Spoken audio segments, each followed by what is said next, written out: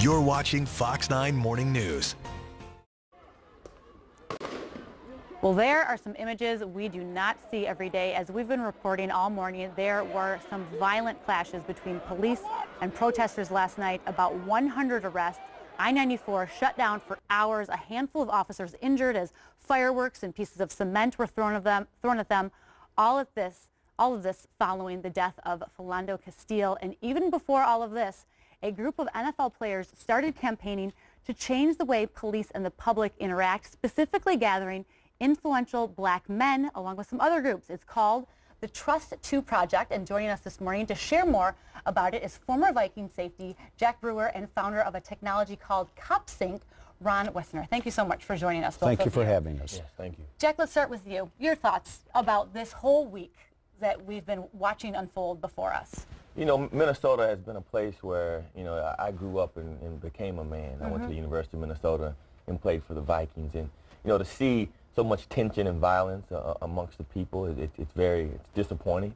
It's sad. And, you know, I'm here trying to do whatever I can to find solutions. I mean, at some point, we have to come together and love each other as people. So what are you doing specifically to try to bridge that gap, to find those solutions and make a difference? Well, we've been working with COPsync and our Trust to Protect campaign, as well as the Blue Alert Foundation. And, you know, we've really tried to push our technology, which allows police officers to communicate amongst each other with real-time information, getting out of the old school, you know, fax machines and writing with technologies that are outdated. And so I'm here because I want to help donate some of these technologies to the state of Minnesota, particularly the Twin Cities, where, you know, majority of the population is.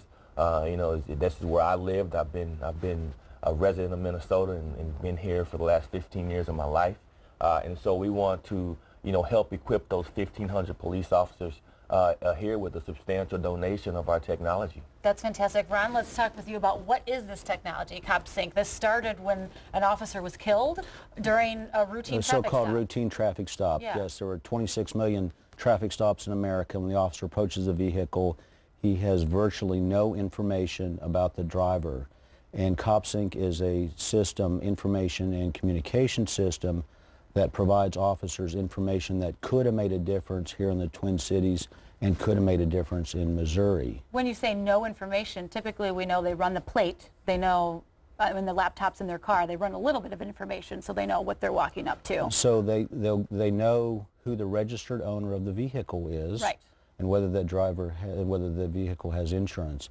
They don't actually know information about the driver of the vehicle itself. So in this particular case, here in the Twin Cities, had the officer known that the driver was a well-liked individual that worked for a local cafeteria, a local public school, there might have been a different outcome. Similarly, in Missouri, the officer did not know that the driver was on parole for weapons violation and vehicle theft.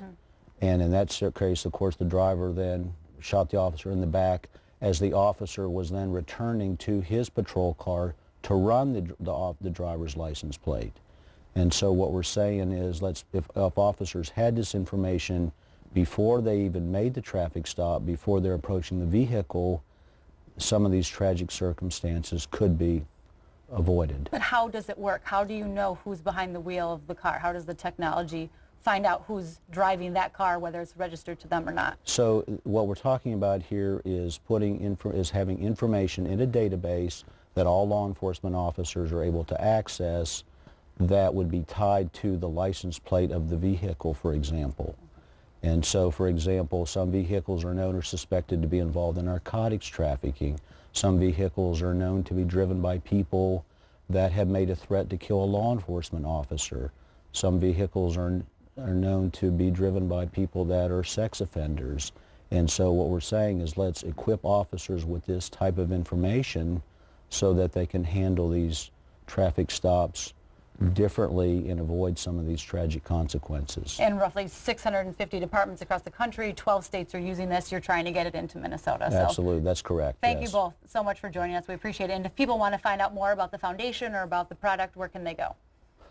Jack, where would you like them to go? Well, they can go to trusttoprotect.com TrustToProtect.com or COPsync, and the information is there. If you put, our name in the system, you'll see some of the work we've done around the country. All right. Thank you so Thank much you. for joining us. We appreciate it. Thank you.